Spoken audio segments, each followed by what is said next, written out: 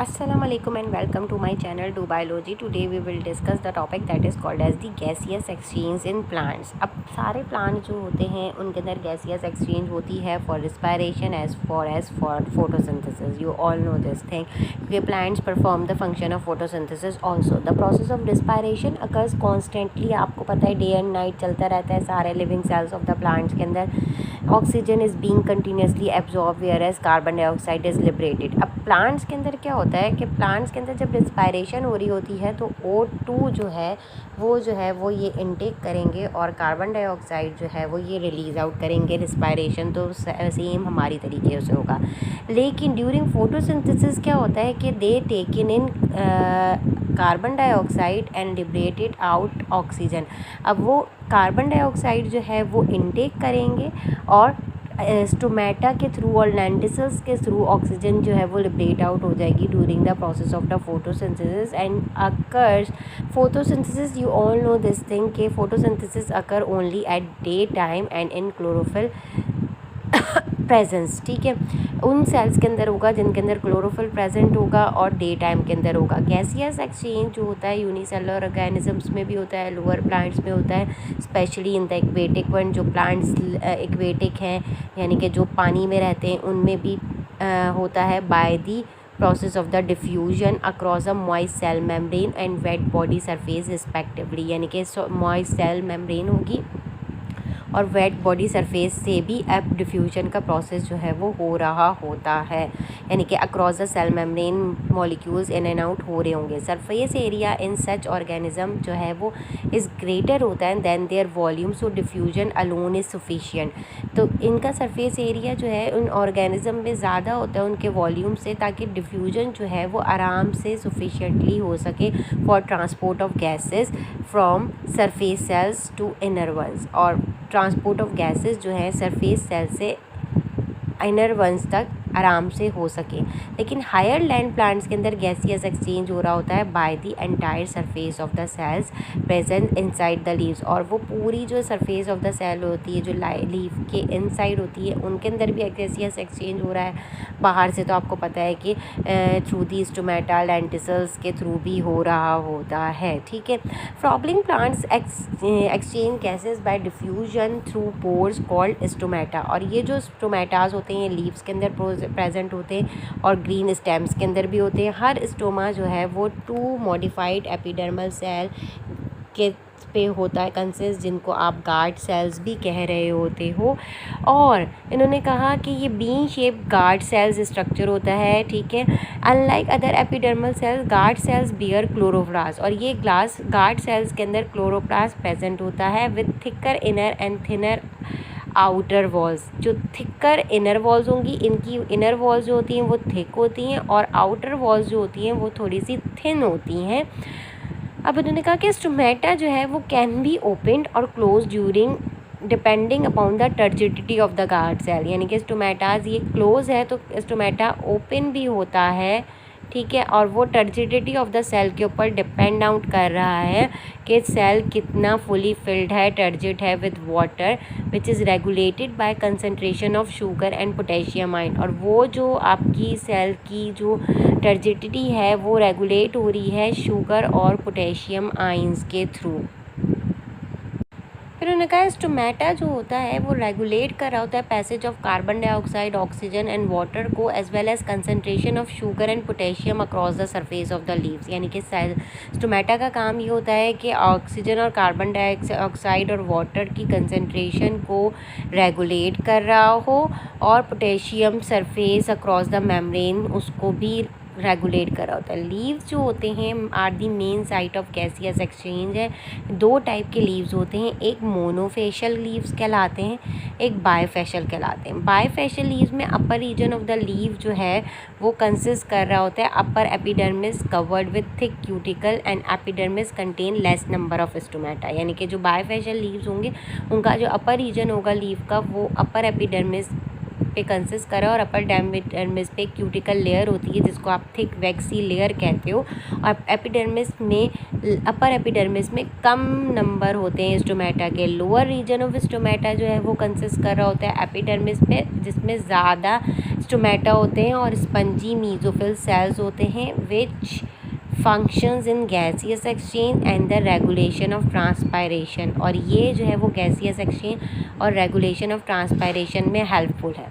Inside the leaf of a dicotyledon जो bifacial leaves होते हैं, ठीक है, there is a spongy mesophyll cells with large air spaces जिनके अंदर एरेनकाइमेटिक सेल्स प्रेजेंट होते हैं, इसलिए उनको हम लार्ज एयर स्पेसेस सेल्स कहते हैं, which connect with each other and those between the palisade cell, और वो पेलिसेड सेल से कनेक्ट कर रहे होते हैं एक दूसरे के साथ। ये जो सिस्टम ऑफ एयर स्पेसेस होता है ये अलाउ करता है gases to diffuse freely between the cells, ताकि गैसेस ईजिली फ्रीली डिफ्यूज़ हो सके सेल्स के दरमियान में। Mesophyll tissues of the leave जो है एक continuous system of intercellular space create कर रहे होते हैं जो कनेक्ट कर रहे होते हैं एक्सटर्नल एटमॉस्फेयर को थ्रू द स्टोमेटा और suited for the diffusion of air into the inter cellular spaces, और ये उसको सूट करवाते हैं कि डिफ्यूजन जो है वो हो सके, इंटरसेलुलर स्पेसेस के दरमियान डिफ्यूजन ऑफ एयर हो सके।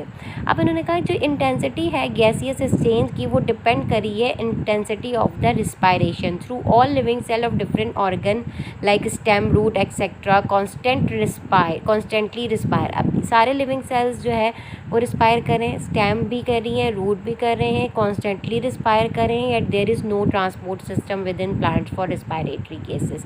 तो लेकिन इनके अंदर कोई ट्रांसपोर्ट सिस्टम नहीं है रिस्पायरेटरी गैसेस की ट्रांसपोर्टेशन के लिए। अब ये गैसेस जो हैं देयरफॉर ट्रांसपोर्ट करेंगी बाय डिफ्यूजन ओनली, सिर्फ डिफ्यूजन के थ्रू करेंगे। In order to facilitate the process of the diffusion of gases plant tissues जो है वो परमिएट कर रहे होते हैं बाय एयर स्पेसेस, ताकि इजीली डिफ्यूज़ आउट हो सके उन इस एयर स्पेसेस में। Once the air gets inside the plant, जैसे ही आवाज़ आएगी प्लांट के अंदर, मूवमेंट ऑफ ऑक्सीजन जो होगी वो is determined by the diffusion gradient, और मूवमेंट ऑफ ऑक्सीजन जो है वो डिफ्यूजन ग्रेडियंट के थ्रू जो है वो एग्जिस्ट होगी in the intercellular air spaces में। फिर क्या होगा, in this way oxygen travel करेगा थ्रू और towards the cells and dissolve moisture present on the surface of the cell, और जो उन सरफेस ऑफ द सेल पे जो मॉइस्चर होगी उसको भी डिजॉल्व करेगा। यहाँ से ऑक्सीजन पास होता है by diffusion into the cell themselves. अब कार्बन डाइऑक्साइड जो है वो लीव कर देगा प्लांट को by the same pathway but in the reverse direction, से उसी पाथवे के थ्रू करेगा लेकिन डायरेक्शन उसकी अपोजिट होगी। The whole situation become more complex in photosynthesizing parts, और ये सारी सिचुएशन फोटोसिंथेसाइजिंग पार्ट्स में यहाँ पे जहाँ पे क्लोरोफिल प्रेजेंट होता है वहाँ पे ज़्यादा कॉम्प्लेक्स होती है। अब ऑक्सीजन जो है वो प्रोड्यूस्ड होता है by the chloroplast as a waste product of photosynthesis. Oxygen जो है फोटोसिंथेसिस का वेस्ट प्रोडक्ट है, और oxygen may be used up in immediately in respiration by mitochondria in the same cell, and waste carbon dioxide from respiration may be use by the chloroplast for the photosynthesis. उन्होंने कहा जो waste product होता है respiration का carbon dioxide हो सकता है कि ये भी यूज़ हो सकता हो या यूज होता हो bye the chloroplast for photosynthesis. Plants perform photosynthesis and respiration both during the day, but in night only respiration does occur. दिन में सिर्फ और सिर्फ फोटोसिंथेसिस रिस्पायरेशन दोनों चलेंगे, रात में सिर्फ रिस्पायरेशन चलेगी। So methodology of gaseous exchange is different in day and night. तो मैथडोलॉजी जो है वो डिफरेंट हो जाएगी गैसेस एक्सचेंज की। ड्यूरिंग डे में रेट ऑफ फोटोसिंथेसिस ज़्यादा होगा, यानी कि फोटोसिंथेसिस का रेट ज़्यादा होगा, रिस्पायरेशन का रेट कम होगा। रात में अपोजिट हो जाएगा, रिस्पायरेशन का रेट ज़्यादा हो जाता है और फोटोसिंथेसिस तो ना होने के बराबर होता है। डार्क रिएक्शन के थ्रू जो फोटोसिंथेसाइज कर रहे होते हैं बस वही हो रहा होता है। तो फिर उन्होंने कहा higher than the respiration concentration of carbon dioxide release during respiration is very low which does not meet the requirement of the photosynthesis, और plant obtain required carbon dioxide for photosynthesis from the environment. अब जो plant जो है वो क्या करेंगे, required carbon dioxide जो photosynthesis के लिए वो एनवायरनमेंट से लेंगे। In this way the same oxygen release during photosynthesis is much more then that of the requirement of the respiration, so plant release it from its body. अब night में क्या होगा, प्लांट एब्जॉर्ब कर लेते हैं oxygen और release carbon dioxide. Thus in the night the carbon dioxide is in excess and oxygen is in deficient amount. ठीक है, अब रात में ऑक्सीजन कम हो जाएगी, कार्बन डाइऑक्साइड की क्वांटिटी ज़्यादा हो जाती है, तो plant which growing in well water condition are diurnal stomatal rhythm is observed होगी, और स्टोमेटा जो है वो ओपन हो जाएंगे डे में, रात में क्लोज हो जाते हैं। This factor which influence the opening and closing of stomata are light concentration of potassium कहलाता है, potassium ion and concentration of carbon dioxide in the air. तो stomata are sensitive to carbon dioxide concentration in the surrounding air. तो हम ये कह सकते हैं कि जो स्टोमेटाज होते हैं ये सेंसिटिव होते हैं कार्बन डाइऑक्साइड की कंसनट्रेशन से सराउंडिंग ऑफ द एयर में ऑल्सो, क्योंकि रात में क्या हो जाता है कि स्टोमेटाज जो होते हैं क्लोज्ड हो जाते हैं। ठीक है, so that's it for today. If you like it kindly subscribe my channel. Thank you and अल्लाह हाफिज़।